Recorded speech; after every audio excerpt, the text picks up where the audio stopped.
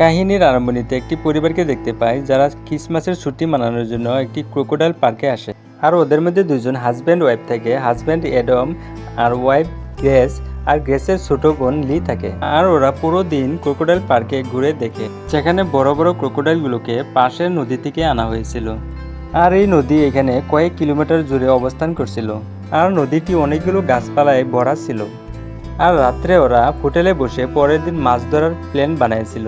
পরের দিন সকালে এখানের একজন লোকাল গাইড, যার নাম জিম ছিল, তাকে নিয়ে সেখানে মাছ ধরার জন্য চলে যায়। আর এখানে গ্রেস আর লি কথা বলতে থাকে, যাদের মধ্যে থেকে জানা যায় যে গ্রেস প্রেগনেন্ট। কিন্তু গ্রেস তার হাজব্যান্ড এডমকে এখন পর্যন্ত এই কথা বলছিল না। আর সে একটি ভালো মুহূর্ত নিয়ে এই কথা তার হাজব্যান্ডকে বলতে চায়। জিম সাথে করে একটি পিস্তলও নিয়েছিল, যাতে এমার্জেন্সির কাম আসতে পারে। আর জিম তিনজনকেই এই রিভারে ট্যুর করতে লাগে। আর তিনজনই বুটে বসে এই প্রকৃতির সৌন্দর্যের উপভোগ করতে থাকে। আর কিছু ফটো উঠায় আর এক জায়গায় দাঁড়িয়ে ওরা ফিশিং করতে লাগে। কিন্তু ওরা যে জায়গায় দাঁড়িয়েছিল সেখানে কোনো মাছ পাইছিল না। আর সেই জন্য জিম ওদেরকে আরও কিছু আগে নিয়ে যায়। আর কিছুক্ষণ পর এডামের ফিশিং রডে একটি মাছ ফেসে যায়। আর এটা দেখে সবাই এক্সাইটেড হয়ে যায়। কিন্তু তখনই ওদের বুট কাঁপতে লাগে, কারণ ফিশিং রডে মাছ নয়, একটি ক্রোকোডাইল ফেসে গিয়েছিল। এরপর এই বিশাল ক্রোকোডাইলে হামলা করে ওদের বুটকেই পাল্টিয়ে দেয়। আর সবাই পানিতে পড়ে যায়। এই অবস্থা দেখে এডমে চিল্লিয়া বলে, সবাই গাছে উঠে যাও। সে গ্রেসকে কোনো মতে গাছে উঠে নেয়, কিন্তু লিকে কোথাও দেখতে পায় না। আর তখনই গ্রেস জিমের ডেড বডি দেখতে পায়, অর্থাৎ ওদের গাইড জিম মারা গিয়েছিল। আর ওদিকে ক্রোকোডাইল এডমের দিকে আসতে লাগে। এটা দেখে গ্রেস চিল্লিয়া বলতে লাগে এডমকে উপরে উঠে আসার জন্য। আর ক্রোকোডাইলকে নিজের দিকে আসা দেখে এডম জলদি করে গাছে উঠে যায়। এরপর লিকে দেখতে পাওয়া যায় সে বুটের নিচে ছিল আর কোনো মতে উপরে উঠে আসে। এরপর ক্রোকোডাইল লির দিকে যাইতে লাগে। এটা দেখে গ্রেসে লিকে জলদি করে বুটের উপরে উঠে যাওয়ার জন্য বলে। আর যখন লি উপরে উঠে যায় তখন ক্রোকোডাইল এসে সে বুটকে লাড়াতে লাগে, তাকে লি নিচে পড়ে যায়। কিন্তু লি বুটকে অনেক শক্ত করে ধরে রেখেছিল, যার ভাবে সে নিচে পড়ছিল না। আর ওদিকে এডম আর গ্রেস গাছে বসে বসে এসব দেখতেছিল। আর এডম ক্রোকোডাইলকে এসব করতে দেখে সে ক্রোকোডাইলের ধ্যান বাটকানোর চেষ্টা করে। এডমের এই আইডিয়া কাম করে আর ক্রোকোডাইল সেখান থেকে চলে যায়। কিন্তু সেই ক্রোকোডাইলের সাথে করে জিমের বডিকে সেখান থেকে নিয়ে চলে যায়। আর ক্রোকোডাইল সেখান থেকে যাওয়ার পর গ্রেস এডমকে লিকে বাঁচানোর জন্য বলে। আর লিকে বুটে থাকা রশি ওদের দিকে ফেলতে বলে। লি রশি ওদের দিকে ফেলে দেয় আর লাহে লাহে ওরা টেনে বুটকে ওদের পাশে নিয়ে যায়। আর এইভাবে লিও ওদের পাশে গাছে এসে যায়। আর ওদিকে লির পায়ে অনেক চোটও লেগেছিল।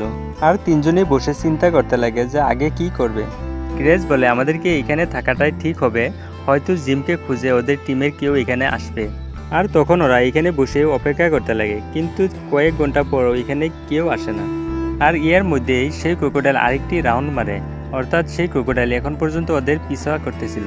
এর মানে ক্রোকোডাইল নিচে অপেক্ষা করতেছিল যে কখন ওরা পানিতে নামবে। ক্রোকোডাইল এখান থেকে যাওয়ার পর এডম সেই বুটকে সিধা করে এখান থেকে যাওয়ার কথা বলে। কিন্তু গ্রেস আর লির এই আইডিয়া অনেক রিস্কি লাগে, কেননা পানিতে নামার সাথে সাথে সেই ক্রোকোডাইল ফিরে আসতে পারে। আর ওইদিকে পরেশান হয়ে লি হেল্প চিল্লাতে লাগে, কিন্তু এই এলাকায় এত নীরব ছিল যে তার আওয়াজ কেউ শুনতে পারছিল না। গ্রেস বলে, এখানে অনেকগুলো গাছ আছে, আমরা এক গাছ করে আরেক গাছে গিয়ে এখান থেকে অন্য জায়গায় যেতে পারি। শুধু এটা চেক করতে হবে এই গাছগুলো আমাদেরকে কোথায় নিয়ে যেতে পারে। হয়তো এখান থেকে বের হয়ে যাওয়ার কোনো রাস্তা পেয়েও যেতে পারি। গ্রেস এখান থেকে যাইতে লাগে, কিন্তু এডমের চশমা পানিতে পড়ে যায়, যার জন্য সে কিছু সাপা দেখতে পারছিল না। ওইদিকে লিয়ের পায়ে চোট লেগে যায়, সেই জন্য গ্রেস একলাই দেখে আসার জন্য সিদ্ধান্ত নেয়। সে এক গাছ থেকে আরেক গাছে এরকম করে আগে যাওয়ার চেষ্টা করতে লাগে। সে কিছু দূর আগে গিয়ে দেখতে পায় যে এক জায়গায় 100 মিটারের মতো গ্যাপ আছে। আর এটাকে সাঁতার কেটে পার হতে হবে, আর আগে আবার এরকম গাছ পেয়ে যাবে।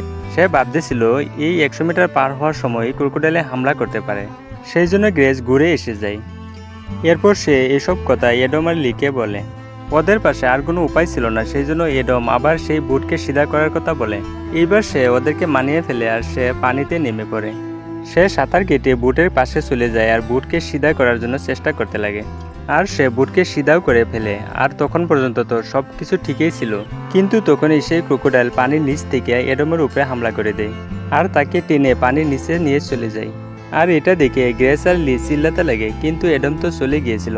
এরপর ক্রোকোডাইল তার মুখকে উপরে করে আর তার মুখে এডম ছিল, তার মানে এডম মরে গিয়েছিল। আর এটা দেখে গ্রেস আর লি অনেক কাঁদতে লাগে। আর কিছুক্ষণ পর গ্রেস বুটের রশি টেনে আনার জন্য চেষ্টা করে, কিন্তু সেই বুট দূরে চলে গিয়েছিল, যার জন্য সে রশিকে ধরতে পারছিল না। এরপর গ্রেস অন্য একটি ডাল দিয়ে সেই রশিকে ধরার জন্য চেষ্টা করে। তখনই সেই ক্রোকোডাইল পানির থেকে ঝাঁপ মেরে বের হয়ে গ্রেসকে ধরার চেষ্টা করে। আর এটা দেখে গ্রেস অনেক ভয় পেয়ে যায় আর সে রশির কথা ভুলে যায়। আর তখন গ্রেস এডমের ভেসে থাকা বডিকে দেখে কাঁদতে লাগে। আর তার অনেক কষ্ট আর আফসোস হয়, সে তার প্রেগনেন্টের কথা এডমকে বলতেই পারছিল না। আর ওরা দুজনে গাছে অপেক্ষা করতে লাগে, হয়তো কেউ ওদেরকে রেস্কিউ করতে আসবে। আর এরপর রাত হয়ে যায় আর সেই ক্রোকোডাইল এডমের বডিকে খাইতে লাগে। আর এটা দেখে গ্রেসের অনেক কষ্ট হয়। পরের দিন সকালে গ্রেস পুরো ভেঙে পড়ে, সে সদমায় চলে যায়, কিন্তু লি তাকে সান্ত্বনা দেয়। সে তার পেটে থাকা হবু বাচ্চার কথা ভাবতে বলে। আর ওদের বোট বেশি অনেক দূরে চলে গিয়েছিল, আর ওদের বোট আনার জন্য পানিতে সাঁতুরে অনেকটা যাওয়ার ছিল। আর ওরা পানিতে নেমে আগে যেতে লাগে, ঠিক তখন এই ক্রোকোডাইল ওদের সামনে ভেসে যায়। আর ক্রোকোডাইলকে সামনে দেখে ওরা দুজনেই পালাতে লাগে। আর ক্রোকোডাইল তখনই গ্রেসের উপরে হামলা করে দেয় আর তাকে পানির নিচে নিয়ে চলে যায়, কিন্তু গ্রেস কোনো মতে বেঁচে ফিরে। আর লি তাকে টেনে কোনো মতে উপরে নিয়ে আসে, আর সে অনেক জখমি হয়ে গিয়েছিল আর তার পাও থেকে অনেক রক্ত বেরিয়েছিল। সেই জন্য লি তার জামা ছিঁড়ে তার জখমকে বেঁধে দেয়। আর কিছুক্ষণ পর লি একটি রেস্কিউ বুটের শব্দ শুনতে পায়, আর সে সহায় পাওয়ার জন্য চিল্লাতে লাগে। সে গাছের ডাল দিয়ে আগে গিয়ে ওদেরকে ডাকতে লাগে, কিন্তু বুটের ইঞ্জিনের আওয়াজের জন্য রেস্কিউ টিমে তার ডাককে শুনতে পারে না। আর তখন আবার সেই ক্রোকোডাইল গ্রেসের পাশে এসে যায়, কারণ গ্রেসের পাও থেকে রক্তর ফোঁটা পানিতে পড়ছিল আর সেটার স্মেলের জন্য ক্রোকোডাইল সেখানে এসে গিয়েছিল। আর লি জলদি করে গ্রেসের পাশে এসে যায় আর তার পাওকে টাইট করে বেঁধে ফেলে। আর তখন ক্রোকোডাইলও সেখান থেকে চলে যায়। এরপর লি আবার সেই বুটকে আনার জন্য যাইতে লাগে, কিন্তু গ্রেস তাকে মানা করে। কিন্তু ওদের আর কোনো অপশন ছিল না, সেই জন্য লি নেমে লাহে লাহে বুটের দিকে যাইতে লাগে। সে বুটে গিয়ে উঠেও পড়ে আর বুটে থাকা পানি বাহির করতে লাগে। আর তখনই সেই ক্রোকোডাইল আবার বুটের উপরে হামলা করে দেয়, আর এইবার ক্রোকোডাইল বুটের উপরে উঠে যায়, কিন্তু লি পানিতে ঝাঁপ মারে আবার পলাতে লাগে। আর ক্রোকোডাইল তার পিছা করতে লাগে আর তাকে ধরেও ফেলে। আর এরপর ক্রোকোডাইল লিকে একটি শুকনা জায়গায় ফেলে রাখে। আর কিছুক্ষণ পর যখন লির জ্ঞান ফিরে আসে, তখন সে তার পাশে জিমের বডিকে দেখতে পায়। তার হাতের একটি আঙ্গুল ভেঙে গিয়েছিল আর তার পায়েও অনেক চোট লেগেছিল।